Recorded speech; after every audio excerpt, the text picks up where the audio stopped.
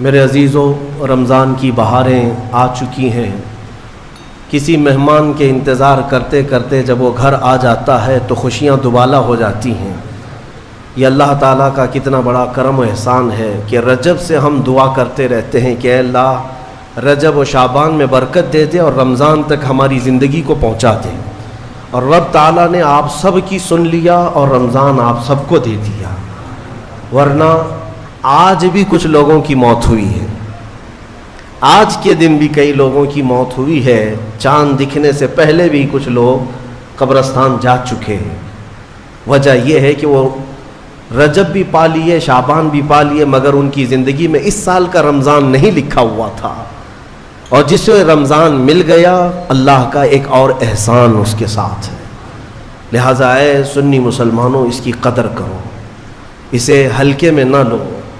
رمضان مبارک جیسی آ جاتا ہے تو اللہ تعالیٰ سب رزق کے دروازے کھول دیتا ہے، اور تمہارے لیے اتنے انتظامات اس نے کر رکھے ہیں کہ شیاطین چھیڑ چھاڑ کے لیے تمہارے ساتھ نہ رہیں، ان کو بند کر دیا گیا کہ تم خالص اللہ کی عبادت کرتے رہو، کوئی شیطان تمہیں پریشان نہ کرے۔ اسی لیے تو قید کر کے رکھا گیا شیطانوں کو، جب تک عید کا چاند نظر نہیں آئے گا کوئی شیطان نہیں اترے گا۔ میرے عزیزوں، اللہ تعالیٰ نے تمہارے لیے انتظامات اتنے کیے، یہاں تک کہ حدیث رسول ہے، میرے آقا فرماتے ہیں قیامت کے دن رمضان اور قرآن جس کی حمایت میں کھڑے ہو گئے اس سے جنت میں جانا واجب ہو جائے گا، جس کی یہ شفاعت کر دیں رمضان اور قرآن۔ اور ساتھ میں میرے آقا صلی اللہ علیہ وسلم نے یہ بھی فرمایا، یاد رکھو رمضان اور قرآن جس کے خلاف کھڑے ہو گئے تو پھر اس کو دوزخ میں جانا واجب ہو جائے گا۔ اللہم اجعل القرآن حجتا لنا لا حجتا علینا، اے اللہ قرآن کو ہمارے لیے سفارشی بنا، مددگار بنا، ہمارے خلاف مقدمہ کرنے والا نہ بنا۔ آج رمضان المبارک کی جو خصوصیات ہے وہ تراویح کی شکل میں ہمیں ملی ہے۔ بہت سارے لوگوں کو ایسا لگتا ہے کہ 20 رکعت ہے، لمبی ہے، کون پڑھے گا، پھر پڑھ لیں گے، پھر دیکھ لیں گے۔ جس کے اندر یہ سستی اور کاہلی آئی، یہ علامت میں بتا رہا ہوں آپ کو، علامت حدیث رسول ہے، نماز صرف منافق پر بھاری ہوتی ہے، مومن پر نہیں۔ مومن ہوگا تو نماز میں لذتیں محسوس کرے گا، منافق ہوگا تو اس کے لیے نماز اور بھاری ہوگی۔ ارے امام صاحب اتنی لمبی قرات کرتے ہیں، کھڑے ہیں تو کھڑے ہو گئے، رکوع میں جا ہی نہیں رہے، یہ کس کو بھاری لگتی ہے؟ جس کے اندر نفاق ہو۔ وَإِنَّهَا لَكَبِيرَةٌ إِلَّا عَلَى الْخَاشِعِينَ، آج ہم نے تلاوت بھی کیا اس آیت کو پہلے پارے میں۔ رب تعالیٰ فرماتا ہے یہ اللہ سے خوف کرنے والوں کے لیے نماز بھاری ہو ہی نہیں سکتی، منافقین کے لیے یہ بھاری ہے۔ قرآن میں ان کی صفت بیان کیا اللہ تعالیٰ نے، منافقین جب نماز کے لیے کھڑے بھی ہوتے ہیں، یراؤون الناس، لوگوں کو دکھانے کے لیے کھڑے ہوتے ہیں، اور لوگوں کو دکھانے کے لیے کھڑے ہوتے ہیں، ان کا ایمان نہیں ہوتا کہ اس نماز سے کچھ ملے گا۔ اس لیے اپنی کیٹیگری چیک کرنے کا بھی یہ مہینہ ہے کہ ہم ایمان والوں میں سے ہے کہ منافقین میں سے، کیٹیگری چیک ہو جاتی ہے۔ اس لیے ان کی اس رمضان کی صفوں کو خالی ہرگز ہونے نہ دینا، ورنہ نفاق کا دھبا لگ جائے گا۔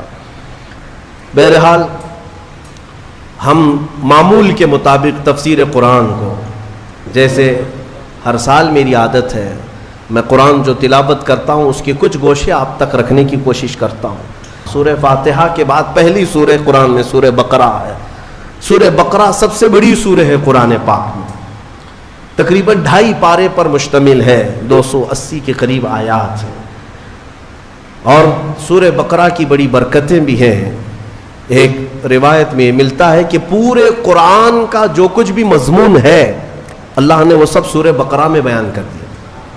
پورے قرآن میں جو کچھ بھی ہے وہ سورہ بقرہ میں، اور جو سورہ بقرہ میں ہے وہ سورہ فاتحہ میں، پورا سورہ فاتحہ میں ہے۔ اور اسی کو مولا کائنات علی مرتضیٰ نے فرمایا کہ اگر میں سورہ فاتحہ کی تفسیر لکھنے بیٹھ جاؤں تو 70 اونٹوں کو بوجھل کر سکتا ہوں۔ کیوں؟ اس لیے کہ سورہ فاتحہ ہی قرآن کا نچوڑ ہے، قرآن کا خلاصہ ہے. ایک اہم آیت اس میں آئی ہے. میں تفسیر سننے کے پہلے آداب بھی بتا دوں آپ.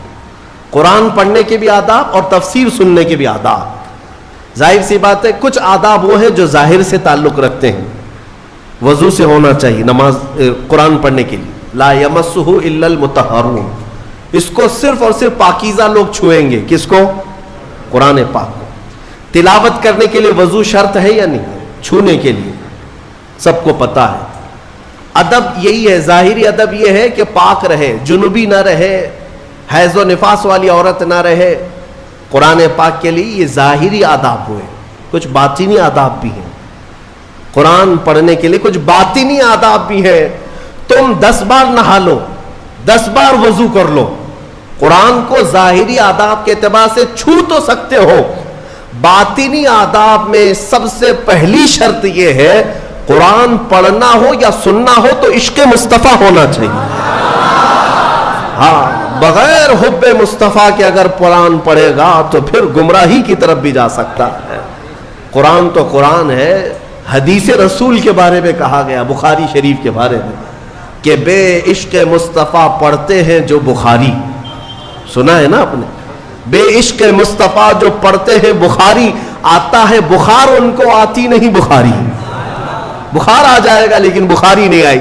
جب بخاری کے لیے عشق مصطفیٰ ضروری ہے تو پھر قرآن کے لیے کتنا ہے. اس لیے سب سے پہلی چیز میں آپ کو یہ بتا دوں, قرآن پڑھنا ہے یا سننا ہے, عشق مصطفیٰ شرط ہے. شرط ہے. محمد کی محبت دین حق کی شرط اول ہے. اسی میں ہو اگر خامی تو سب کچھ نامکمل ہے. قرآن کی ایک آیت سنا ہوگا نا آپ نے, لقد جاءکم من اللہ نور, قد جاءکم من اللہ نور و کتاب مبین. مشہور آیت ہے. اللہ فرماتا ہے بے شک اللہ کی طرف سے ایک روشن کتاب. قد جاءکم من اللہ نور و کتاب مبین. بے شک اللہ کی طرف سے ایک نور آیا اور ایک روشن کتاب. ایک نور آیا اور ایک روشن کتاب. توجہ چاہتا ہوں, کیا چیزیں آئی اللہ کی طرف سے؟ ایک نور آیا اور ایک روشن کتاب. نور کون ہے سنیوں کو سمجھانے کی ضرورت نہیں. دوسرے لوگ تعویل کرتے ہیں نور سے مراد وہ ہے, نور سے مراد یہ ہے. ہم تو کہتے ہیں صبح طیبہ میں بٹتا باڑا, صدقہ لینے نور کا آیا ہے تارا. ارے ہمارا مزاج تو یہ ہے, بریلی کے امام نے ہمیں یہ سمجھایا ہے, وہی تو جوبن ٹپک رہا ہے, وہی تو جوبن ٹپک رہا ہے, وہی تو اب تک چھلک رہا ہے.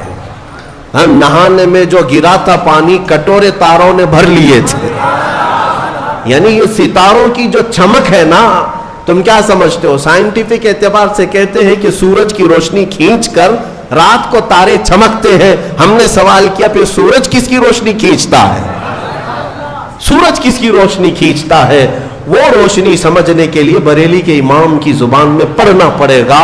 سورج ہو کہ چاند ہو, اعلیٰ حضرت فرماتے ہیں کہ اتار کر ان کے رخ کا صدقہ, اتار کر ان کے رخ کا صدقہ, وہ بٹ رہا تھا نور کا باڑا. اچھل اچھل کر جبی, یہ چاند و سورج اچھل اچھل کر جبی کی خیرات مانگتے تھے. معراج کی شب میں چاند سورج اچھل اچھل کر جبی کی خیرات مانگتے تھے کہ اللہ یہ تیرے حبیب کا جو اترن ہے نہانے میں جو گرا ہے اور پیشانی مبارکہ سے جو پانی ٹپکا ہے, چاند کہتا ہے وہ میری جھولی میں دے دیا جائے اور سورج کہتا ہے میری جھولی میں دے دیا جائے. جو بات میں عرض کر رہا ہوں وہ یہ ہے کہ قرآن میں اللہ نے کیا فرمایا, بے شک اللہ کی طرف سے تمہارے پاس کیا آیا, ایک نور آیا اور دوسرے روشن کتاب. جس کو ہم نے آج پڑھا وہ روشن کتاب. تراویح میں جو پڑھا وہ کون سی کتاب ہے؟ روشن کتاب. روشن ہی ہے حقیقت میں, جو پڑھتا ہے وہ بھی روشن ہوتا. روشن کتاب آئی اور ایک نور آیا. دونوں کا کیا کمبینیشن ہے, دونوں کا کیا تعلق ہے؟ اللہ کی طرف سے ایک نور آیا اور ایک روشن کتاب.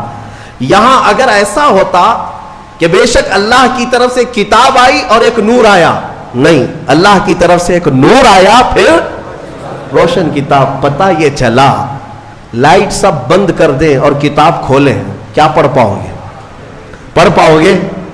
ساری لائٹ میں بند کرتا ہوں اور تمہارے سامنے کتاب رکھتا ہوں، پڑھو، کچھ نہیں پڑھ پاؤ گے، ادھر سے ادھر انگلیاں پھیر سکتے ہو، پڑھنے کے لیے روشنی ہونا یہ ضروری ہے، بغیر روشنی کے کتاب نہیں پڑھی جا سکتی۔ اسی لیے آیت میں اللہ نے فرمایا بے شک اللہ کی طرف سے پہلے کیا آیا؟